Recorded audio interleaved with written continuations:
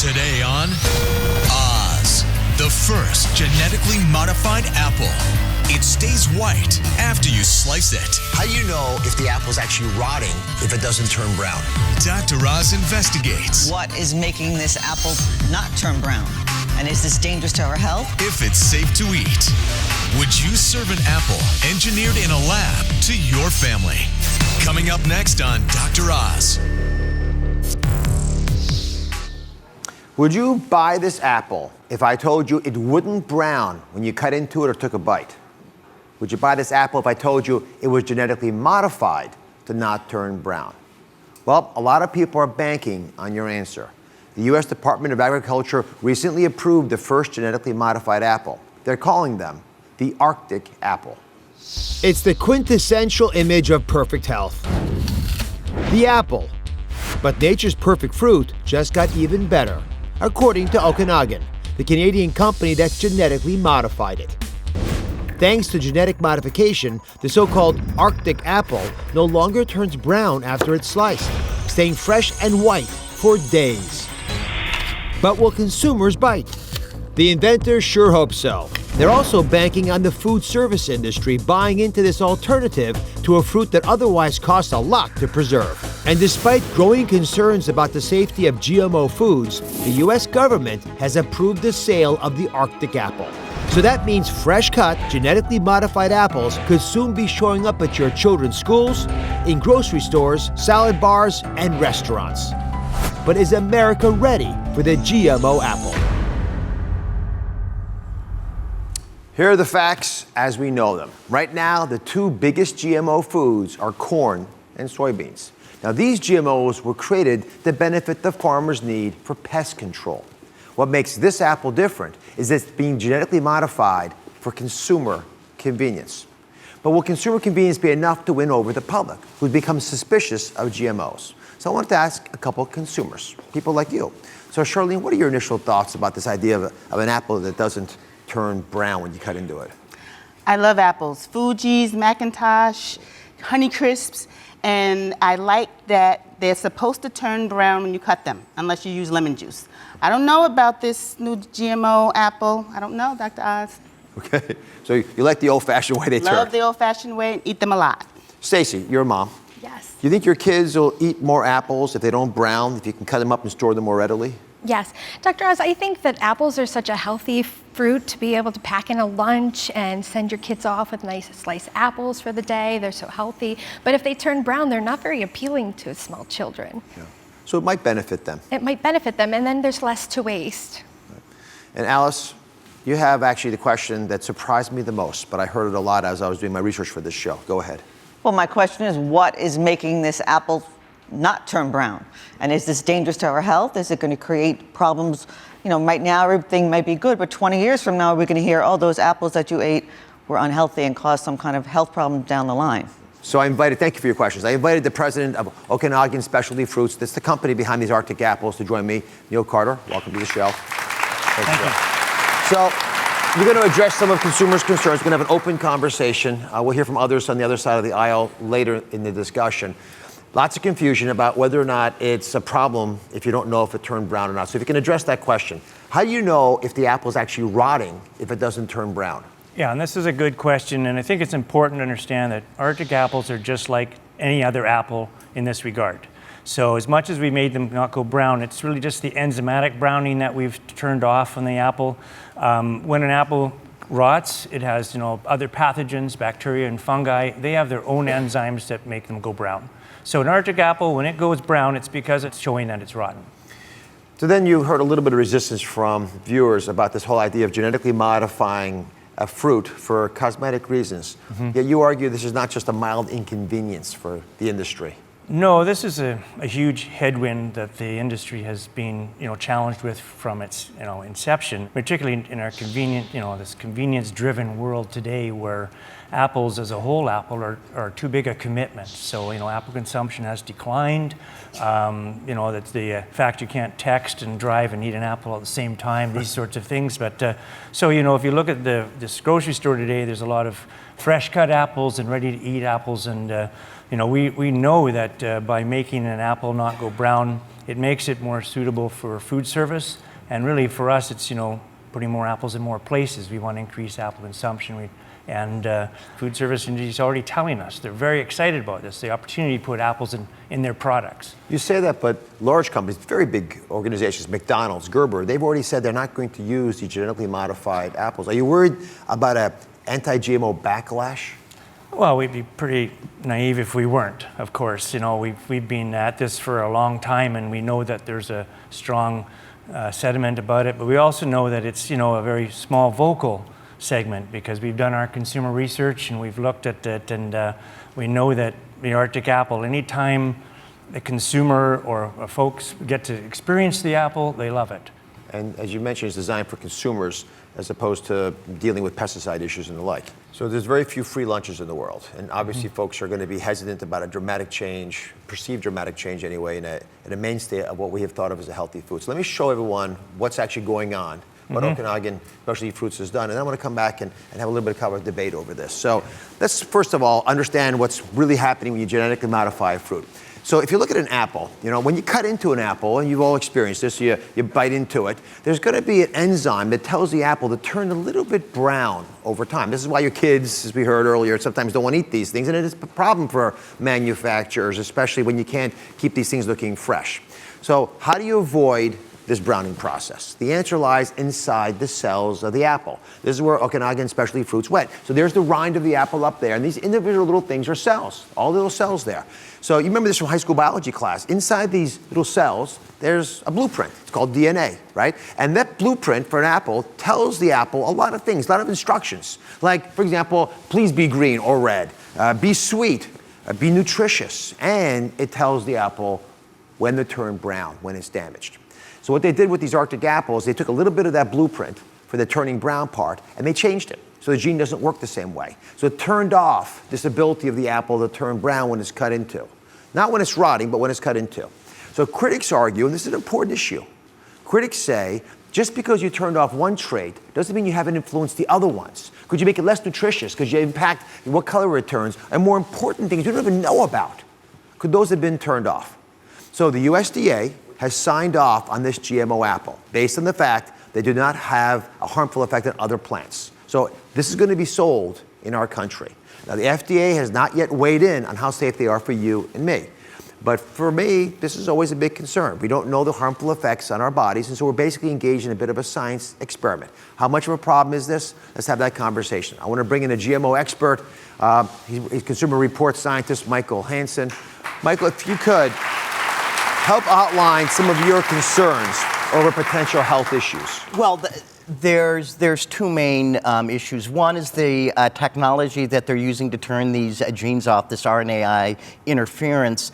It can also potentially turn off other genes that have that same sequence. And so you really need to do a proper safety assessment. I would point out when a similar use of this technology is used in pest control. Last year, the EPA's Scientific Advisory Panel said that further questions needed to be answered. USDA ignored that. The second potential problem is the enzyme that's involved in browning is also an enzyme that's used in plant defense. So the question is, since this gene has been turned off in the apples, are these more susceptible to diseases? So could that increase the use of pesticides on these apples? We don't know because the appropriate tests haven't been done. Neil, how confident are you that you can just turn off one little part of the DNA, the blueprint, but not affect the rest of the apple, either making it less healthy for us or creating other kinds of problems? Well, I'd say I'm 100% confident. We've had these in the field for 12 years. I'm an apple grower myself. I don't want to introduce a product in the marketplace that, doesn't deserve to be there.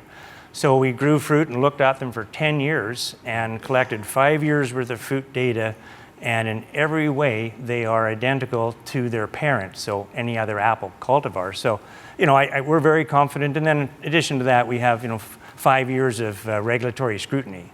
So, Michael, in your opinion, do you feel that consumers need a genetically modified apple that has these traits? Well, I would point out a number of things. First, the non-GMO label is actually the fastest growing label in the food industry right now. Second, these apples just deal with this with a cosmetic issue, as you have pointed out. And so if the consumer in the home wants to keep apples white, they can use lemon juice or something else. The issue this raises is on salad bars and elsewhere. If these apples aren't labeled, that could raise a consumer fraud issue, because most consumers, if they see a white sliced apple in a salad bar or elsewhere, they'll think it's been freshly cut. They won't know that it might have been that way for a couple days. So, if I can offer some thoughts. First of all, I treasure the fact that you're here. It's hard to have this conversation in America right now. The two sides aren't talking to each other very much. So I commend you for your transparency, the fact that you've been willing to come and articulate in a very tasteful way, at many levels, why these apples make sense.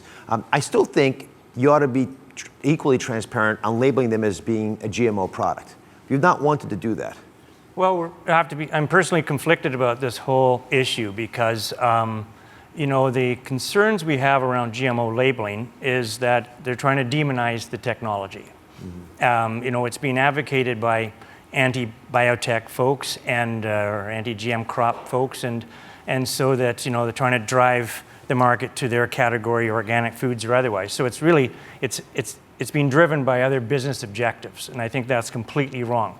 And so for now, what we've done is Arctic apples will be labeled. I see you had our label in your entree there, and so the consumer will make an educated decision. If it's got our little logo sticker on it, it's Arctic. But at its very core, a consumer would have to know that an Arctic apple is GMO. And I think the real debate in America isn't, in my opinion, about whether GMO is dangerous or not. Mm-hmm. It's about whether you have a right to know that it's GMO so you can decide. Mm-hmm. Let me, if I can, share some data we got from a Dr. Oz poll. We asked if you would be willing to buy genetically modified apples if they didn't turn brown. And 84% of our viewers said no, you wouldn't. We then reached out to the U.S. Apple Association. They said in part, apples are safe, healthy, nutritious, and delicious, all of which is true, I agree. So now consumers will simply have one more choice in which apples they decide to purchase, whether that is an Arctic non-browning apple or the dozens of traditional choices that remain non-GMO. So let me offer some final thoughts on my behalf. I respect anyone who tries to make it more convenient for Americans to eat healthy foods, like produce. We don't do enough of that. Good work. And although I like to use lemons on my apples, to Michael's point, it does help them stop from browning. I understand the need that Arctic apples is trying to fill. I base this whole show on the fact that you can make smart choices for your health and for your family, but you can only make those smart choices when you're fully informed. So I stand by my opinion that all GMOs should be labeled so that consumers can decide for themselves. I'll be right back.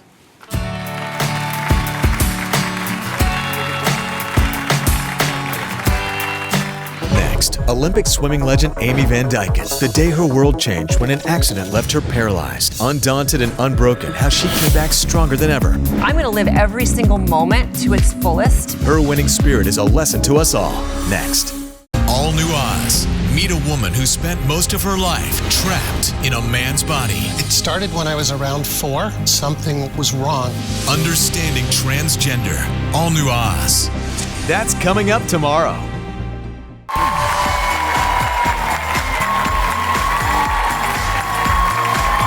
I've been waiting to do this show all year long. Today, how one of swimming's iconic Olympic legends, Amy Van Dyken, is turning her injury into inspiration.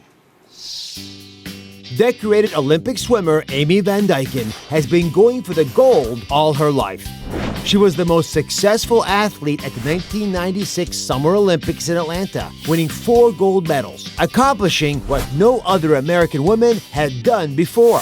Her success landed her on the iconic Wheaties box, made her ESPN's Female Athlete of the Year, and got her inducted into the U.S. Olympic Hall of Fame. In 2000, Amy won 2 more gold medals in Sydney, setting even more American and world records.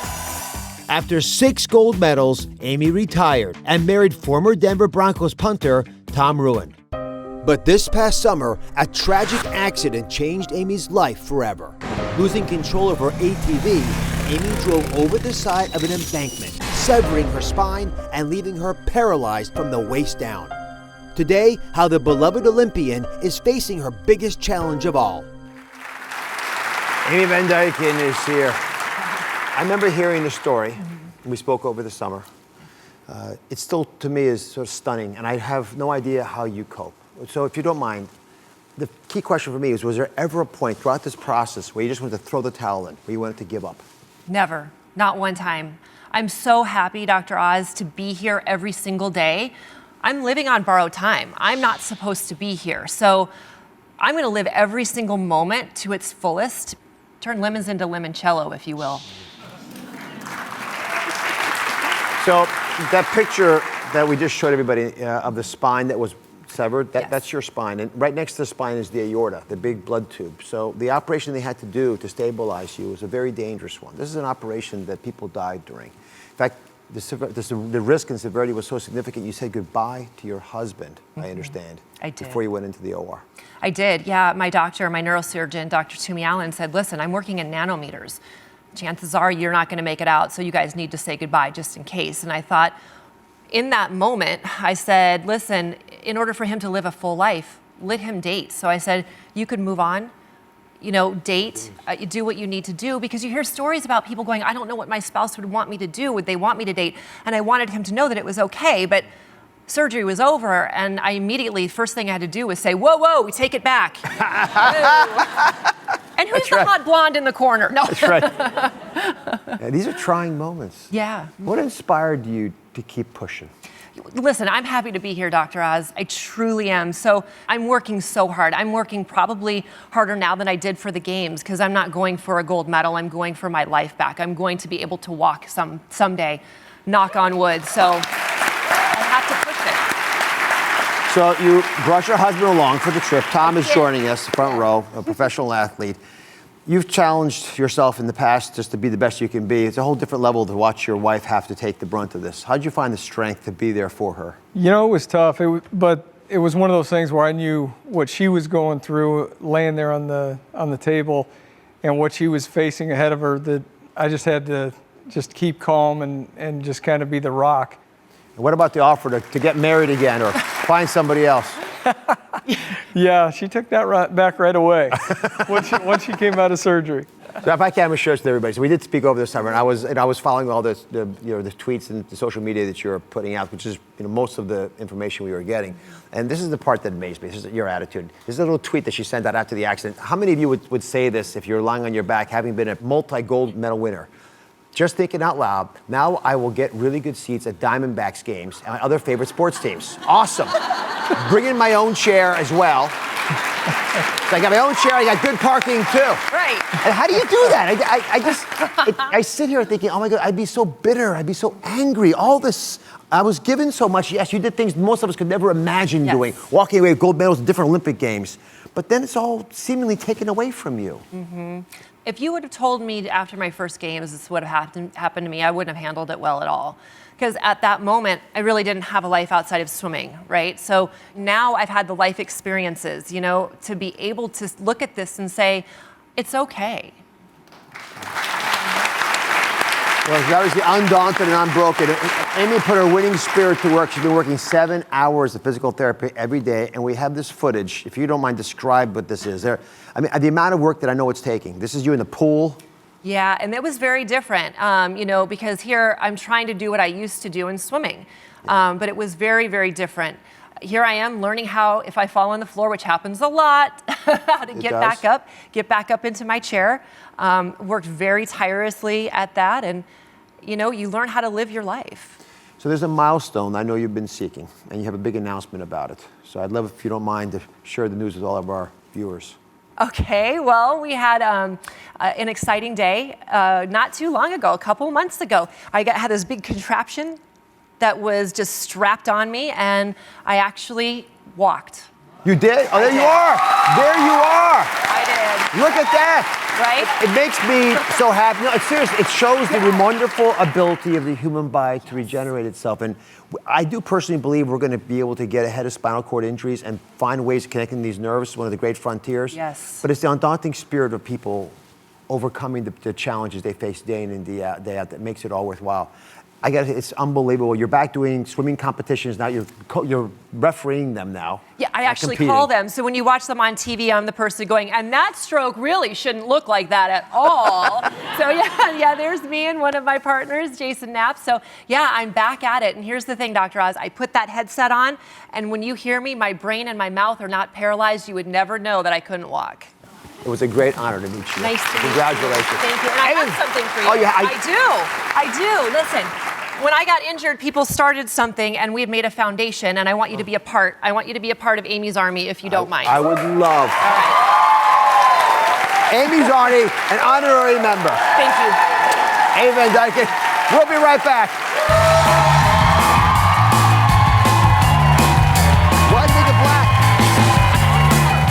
Next, can colors reveal your personality, and what does it mean for your health? Colors impact our choices, feelings, and behaviors. Decode your personality hue with 3 simple questions. Find out what color you are and the clues to protect your health. Next.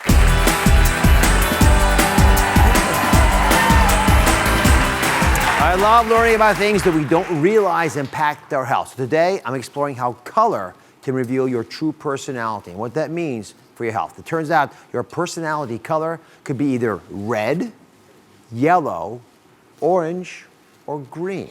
And here to help find your personality color is an innovator in the field of personality behavior, Dr. Carol Rittberger. How are you, Carol? I'm fine, thank you. So, color and psychology, how do you connect them, and how does that tell us much about our health and our personality? Color is a common language. We use it all the time. In the Western culture, it actually we apply it to behavior, such as I'm red with anger, or I'm green with envy. So it's a very easy way for us to look at personality. All we've got to do then is teach people how to find their color. Dr. Rittberger wants you to answer 3 simple questions. It's multiple choice, so keep track of your answers. Everyone in the audience is going to do it. Everyone at home do the same. First question, when faced with a big project at home or at work, you are A, deadline driven, while you're watching the clock all the time. B, you're worrying, spending most of your time pretty anxious. C, you're always scanning, looking for better ideas. You got the best ideas for the best concepts, you're happy then. D, you make it a group effort. The more, the merrier. So you have 4 choices, pick the one that applies to you. We all clear on this? Okay, you picked your letters already? All right, second question. When someone asks you for a favor, you A, want to know what you're getting in return. B, you say, yeah, sure, but you have second thoughts right afterwards. C, you tell them you're going to get back to them so you can agree about maybe what you could do together. And D, you agree, and you go full throttle, and there's no turning back, no changing your mind. All right? Remember your second letter. Now, this is the last question I'm going to ask you. When you're stuck in traffic, A, you honk your horn a lot. You got to get home, and you deserve to get home. B, you never honk your horn. Why add to the stress? C, you know all the shortcuts. You always find the new routes to get home. And D, you dance along to the radio, having a good time. All right, you all got your numbers down, your letters? You're all clear on this? You know what I am? Would you have to? You probably could guess. I do know what you are. What do you think I am? I think you're a C. I think you're a yellow. She's right. I'm a yellow. I'm a prototypical yellow. You're just a perfectionist. All right. So we're going to start with the A's, though. I'm going to save myself for later on. So let me see hands up. Who's all the A's out there? There's got to be some A's. There's like 3 A's over here. No one's acknowledging it. All right, come on over here. We're going to see what color goes along with the A's. So please reveal the personality color, Carol. All right. It is red. The red personality. It's not unusual to not have a lot of reds in the audience like this. That personality is one that just get it done people. They're competitive, they're driven, they're deadline oriented, they like to have control of their environment. They like to just see that everything gets done. No measurement on effort, bottom line. And what are the health problems that A's typically have? A's typically tend to hold the stress and the tension in their lower back. Maybe that's why I have so much back pain in America. We're a lot of A's in the country. We do. A lot of what we call type A's, literally. And we see red. Absolutely, they see red. All right, friends, Angelina and Carol are joining us to help us. Now, Carol answered mostly B's, and Angelina answered mostly C's. Dr. Rittberger, go ahead and show the color that goes along with the B's. It's orange. Orange. The orange personality is the just let's get it along people. They just are cooperative, they're kind, they're generous. They always put other people's needs before their own. Yep. Well, one of the things with the orange is that the way your brain works is you have to make sense of things and it has to feel right. So it's like your brain is always going back and forth. And if you don't have the time to do that, it shows up in your lower stomach. Okay. And then what you do is then it can cause you to worry and then that changes the chemistry of your body, and doggone, they end up with depression. Depression. Angelina, is that possible for Carol? I don't think so. Actually, I was drawn to Carol because she's so happy. So I don't see her. Yeah, very happy people, but Yeah. they do worry. Do you worry? I do worry. Yeah. Most definitely. Yeah, they worry about anything and everything. Yeah. Does that sound right? I could see her worrying about something. I worry a little bit. Let's turn the tide here. Go into the C's over there. I'm going to see what they think now. So, Angelina, it's your turn. Okay. You go on over there. Go ahead and reveal the color. All right.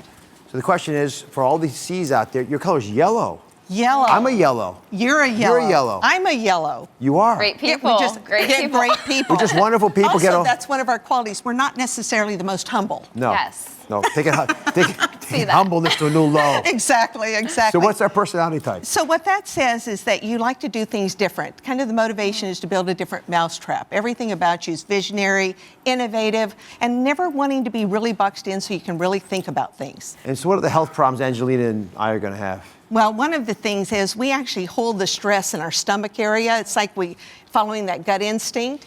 And then what happens when we don't do that, we get all this tension, and we actually are prone to tension headaches. Yeah. And that's one of the things that we end up with. It sounds like it might be on target. Absolutely. I hope that's helpful to the two of you. Let me turn to the last color, D's. How many D's are out there? Show of hands, D's. For a number of D's. All right, the D's are greens. That's correct. So what does the green color mean for them? Greens are very happy people. They like everything to be teamwork. They're dreamers. They love to create. They love to see all the possibilities and things. And they truly believe that if you think you can do it, even if it's the very first time. And what are the health problems they run into? One of the things with greens when they get stressed is they tend to hold their breath. And when they hold their breath, then what happens is those shoulders start creeping up. So they have a lot of neck and shoulder problems. Let me see the greens again. Put your hands up. Here, we got some here. Let me come over here. I want to see how accurate this is. Stand up if you don't mind. Does that sound like you at all? What's your first name? My name's Kara. Kara, does that sound like you at all? That sounds 100% like me. 100%. Number one, I'm a phys ed teacher and a coach, so I'm constantly encouraging my students and motivating them. I'm always happy.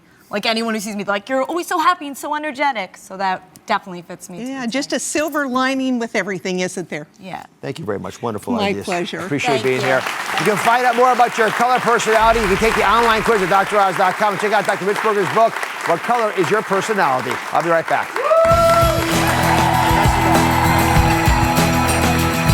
Next, television icon Larry King. His controversial plan to live forever. Freeze your body as you die. If they cure whatever I died of, I come back. I want to be around. You know, who's going to win the World Series? Coming up. All New Oz. Meet a woman who spent most of her life trapped in a man's body. It started when I was around 4. Something was wrong.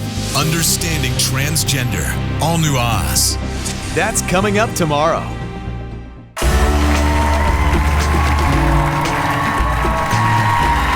Larry King is a television icon, a true survivor. He had a major heart attack, quintuple bypass surgery.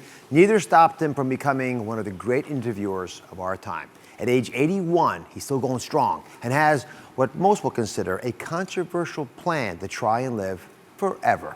Please welcome my friend, Larry King.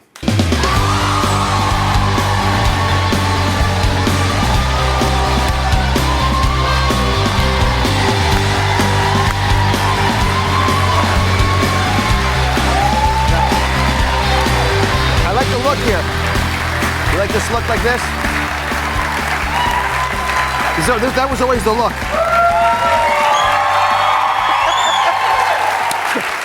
So when I was, I would always be in the hospital late at night, trying to finish my, last case of rounds, and I'd watch you every evening. It was a very formative experience for me, and you had the suspenders on all the time. I've never worn suspenders on the show before, but they actually have a health benefit I've learned from in terms of getting your posture fixed. Is that true? You're kidding. No, I'm serious. I looked it up. Is there any reasonable person who would wear suspenders in this day and age? And the argument is, if you want to remind yourself about a good posture, do what Larry King does. I never thought of it. I do it just because I lost a lot of weight after my open heart surgery, and it was suggested that I would look good with braces. I used to wear. You look very good. There's one clue I could give you, though. Please help me. Don't wear a belt when you wear braces. Yeah, what? This is a bad idea. I don't know what I was thinking. Yeah, much better It's now. a double thing. God. Here, duck. Yeah. The prize. All right, let's get right to it. We've been talking a little bit about this idea you have of living forever. I'm going to define it for everybody, but I'd love to hear your thoughts on it. When I say living forever, this is not sci-fi anymore. Now there's the ability to do cryopreservation, to freeze your body as you die. So what is your hope? I was raised Jewish, but I lost my religion a long time ago. So I'm an agnostic atheist. I don't think you're going anywhere, all right? So I think when you die, that's it. And I don't want it to be it. I want to be around. So I figure the only chance I have is to be frozen. Yeah. And then if they cure whatever I died of, I come back. What's the thought? Oh, no, is it a better thought than being in the ground or being cremated? What, would you like to be educated a bit about what exactly happens when they freeze you? Yeah, I would like to know exactly what happens. Y'all want to know that a little bit? Come on over. So the reason I had a belt on was my mic pack, but there I am. Okay, so here. That's all right. It looks okay. It's like this. Oh, come over this side. It's better. It's a better view for you. How do you know about everything? I study. So hold your suspenders here to hold yourself up just in case. So this is what happens. Okay, so they just said you're gone. They throw you in ice as fast as they can. The cryopreservation starts immediately. They start pumping on your chest with this machine to circulate the blood. Then they can put a breathing bag to give oxygen to you at the same time. So now they're basically doing what they would do if you were still alive. The reason they do this is as everything's circulating through, they now have time to put a needle in your arm and give you a medical grade antifreeze. This cold solution is then pumped not just to your arm, but into your chest, very low temperature, until you ultimately get to a really, really cold place where there's no metabolism happening. The cells that are there are still alive, and they're kept that way. Then they put you in this big casket. It's a freezer, basically. They flip you upside down. They freeze your body, and they put you with 3 of your best friends, because you're going to be stored in these containers for some time.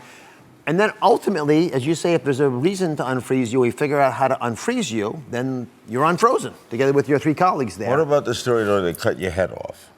So you can also just freeze your head. That's cheaper, by the way, if you're interested. Yeah, they cut your head off, and then they can put that fluid right into your head. Although I got to say, I'd preserve the whole body. If you're going to do it right. I'll do it right. I'd preserve the whole body. But then how do they know in that tunnel there, that guy died of this? Well, they're going to have all the records. I got to keep the record. But as a physician, the part that's intriguing is keeping enough of your cells alive that one day they could make a bionic version of you. That's sort of the hope, right? That's why they preserve just a head. They figure they'll get a different body. That body's done. They'll put a different head on a machine, and you'll have awareness. Now, my wife, whose picture you have up, I see there. Yes. She said to me, "You come back in 200 years, you won't know anybody." So I said, "I'll make new friends." Well, actually, what is the first thing that you would do? The very first thing you would do if they were all of a sudden unfreeze you and you had awareness that you were back in life 200 years from now? Oh, I'd be asking questions. Who's around? How are they? Can you transport? Can you go to the moon? What was science fiction 40 years ago is fact. Yeah. For example, I had bypass surgery.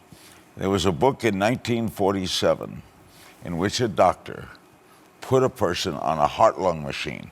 It was science fiction. It was. They did bypass, and they wrote about this, and people said it's nuts. Yep. Wasn't done until for 10 more years. And we never thought it was possible. In fact, doctors would get fired if they exposed the heart because no one had ever survived. Even seeing the heart was a lethal injury. But your heart was seen. It was seen when they did the bypass surgery you discussed. You went from being a fairly sickly person in 1987, right, when you had the operation, smoking and the like. So here you are, all these years later, healthier than you've ever been. How'd you do that? How'd you make that change? Well, first I stopped smoking immediately. And I thought I'd never stop smoking. I was a 3-pack-a-day smoker. A doctor told me, a psychiatrist, a friend of mine, said what I became was scared straight. Yeah. That I still wanted a cigarette, but that emergency room brought me back. Yeah. I never smoked again. Well, kudos to you, because a lot of folks don't hear that message. This show, at its very core, is about getting people to realize they control their destiny. I watch you all the time. I'm amazed at you. Well, you're guy. Because I never saw a guy. You know about everything. God knows everything. The man knows everything. Well, talk about an inquisitive person. You're a curious fellow. You're always moving around, keeping active. In fact, in your own neighborhood, You know, he's walking and going around in LA, and you got caught by paparazzi recently. If you could tell the story, I would never have considered this possibility, but Larry King powwowing with Justin Bieber. What is going on here? This is look at this picture. Look at this.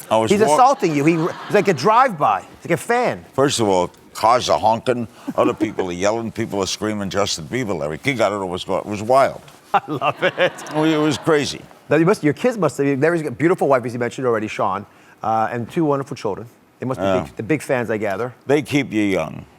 And having a young wife keeps you young. But you know what I do? No, this is the truth. When you saw the picture. Yeah. You see that picture of her?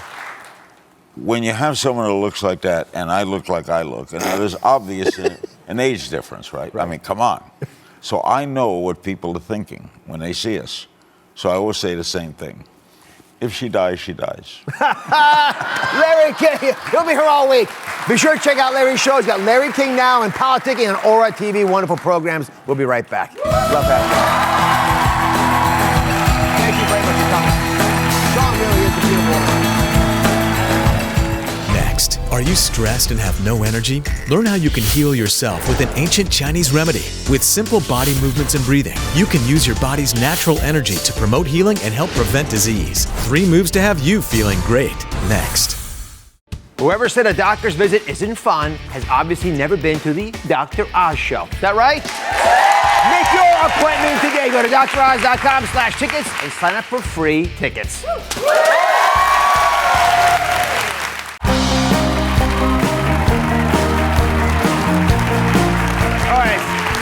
Experiment with the audience. I want you, anyone who is stressed, stand up right now. Oh, yes. We got a lot of hallelujahs here. Stand up if you have no energy, stand up. Got a couple stragglers here. Okay, if you're having any pain in your life, stand up. We got just about everybody here. Yeah, we did literally get everybody. All right, I just gave you 3 good reasons to try Qigong. So go ahead and sit down, get comfortable. Nothing bad's happening to you. Kung Fu master and Qigong expert Carl Romaine is here. He's going to show us how these ancient Chinese remedies really work. How are you? Good, how are you? So explain to everybody what Qigong is. Why should they be excited about it if they stood just now? Well, Qigong is a practice that has been used in Chinese medicine for centuries. It includes breath, movement, and mental imagery to move the body's energy to prevent disease. Okay, so we got 6 audience members to help us out today, and we're going to get to all these different causes. Welcome, everybody. I hope you're nervous. I am. We're going to do a bunch of Qigong moves. They're going to work for some of the most common ailments we have in America. The first reason to try Qigong is stress relief. And the first move is called cooling the fire of the heart. How does this help to reduce stress? Well, it calms the mind and soothes the heart. The heart in Chinese medicine is connected to the mind, so this is great for stress reduction. All right, can you show us? Yeah, absolutely. Work along with us. So what we're going to do is we're going to start with our feet shoulder width apart, knees slightly bent. Okay? Back is nice and straight. Good. Posture is very important. And we're going to breathe deep diaphragmatic breaths. And we're going to bring our hands out to the side, and you want your palms up. I'm just going to slide over a little bit. Raise your hands overhead. Take a deep breath in, exhale, and slowly let those hands fall. Good. Now, it's really important to keep the tongue and the roof of the mouth and teeth together and breathe through the nose. All so right. here we go. I can't talk. Inhale. And exhale. And you can feel how relaxing that is. That's nice, isn't it? You keep your tongues up to the roof of your mouth? They weren't able to talk that way. All right, next, we're going to boost your energy with Qigong. And this is a move called bouncing the ball. How do you bounce the ball to boost your energy? All right, so here's what we're going to do. Again, starting from the same starting position, very simple. We're going to slide our foot in. As we slide our foot in, we're going to raise the opposite hand. That's it. And then bring your foot down and slide to the other side. Excellent. And move from side to side, deep breath in. Exhale as you come up. And you feel that nice, gentle, rocking movement? Yep. Very soothing, isn't it? Your hands are parallel like that? No? Yes, you want them parallel to the ground. And you want your standing legs slightly bent. Anyone falling back there? No fallers. It's actually, once you get into the rhythm, it's a little steeper than you think. Yeah. All right, last thing you guys were all talking about was pain. So if you want to reduce pain, there's a move in Qigong called casting Qi from side to side. So how does this cleanse the body and reduce pain, at least in the Chinese mindset? When there's pain and inflammation in the body, that's because there's a buildup of toxins. This exercise works on the liver, and the liver's job is to clear, purify, and remove those toxins to ease the pain. Okay. Okay, so this is real simple and fun too. All right, so we pretend we're splashing water on each other. You guys are world champion martial artists, by the way. So when he says it's going to be fun, I get nervous.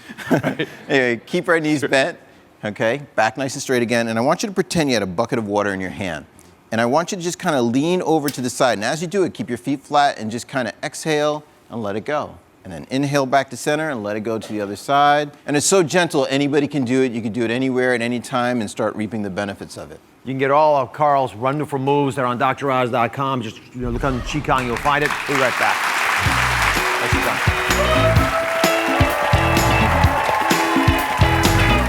All New Oz. Meet a woman who spent most of her life trapped in a man's body. It started when I was around 4. Something was wrong.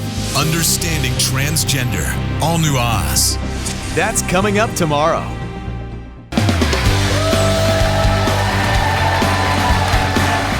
Now it's time for, in case you missed it, I've got a special treat at the end that you're not going to want to miss. But first, incredible news today. Talk show legend Larry King has a plan to cryopreserve. That means freeze his body as he dies or after he dies, right afterwards. Ever wonder how this works? Well, I showed it to him. I'm going to show it to you. It's not science fiction.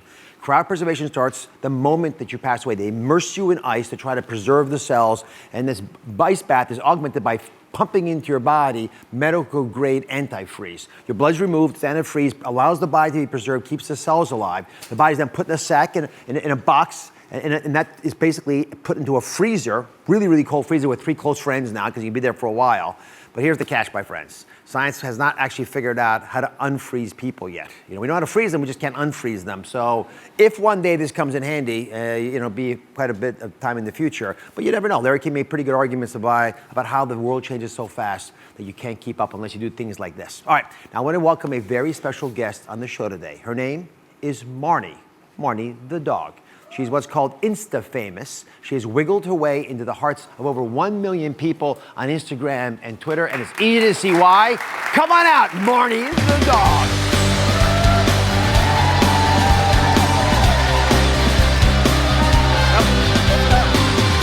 What I love about Marnie, at the first glance, she doesn't look so perfect, does she? She's sort of wandering. She actually has an illness that makes her head cocked, and that causes her tongue to hang out. I think that makes her really cute because there's actually nothing wrong with her. She's so cute. Look at this. Look at this. Come on. How are you? Hi, nice to meet you. Sure, you do. She also adopted Marty knowing that she was a senior dog. I did, yeah. You don't do a lot of that in America. Well, they're so grateful when. Hold her? Yeah, absolutely. Here, you could just hold her like a baby. She likes to be held that way. I love this. This is the cutest. Can you see this? Look at this. Oh, come on. She's at central casting for cute. Yeah, so they say that senior dogs have the hardest time getting adopted from shelters. And, there's millions of dogs that get killed every year. So to me, I never even considered buying a dog when there's so many that need homes. Well, I'm very proud of you for finding Marnie. I'm sure she's loving her life with you. Marnie! See how cute she is. We'll see you all next time.